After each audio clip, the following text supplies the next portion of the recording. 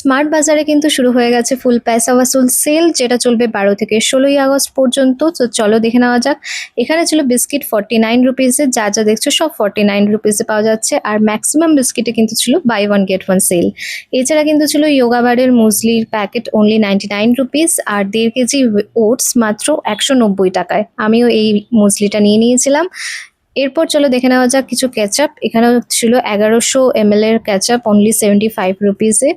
এই মাঞ্চাও স্যুপটাও নিয়ে নিয়েছিলাম। তারপরে এই দারুণ পাঁপড়গুলো ছিল 50 টাকাটা অনলি 25 রুপিস, আর ম্যাক্সিমামই বাই ওয়ান গেট ওয়ানে ছিল। থামস আপ আর কোকাকোলা ছিল 10 টাকা অফ। আর এই 1.2 লিটারের মাজা ছিল 50 টাকায়। এই ফ্রেশ কুমড়োটা ছিল অনলি 20 রুপিস পার কিলো। এছাড়াও এখানে অনেক ফ্রেশ ভেজিটেবলসও পাওয়া যাচ্ছিল, আমি শুধু কুমড়োটাই নিয়েছিলাম, খুব ভালো হয়েছে।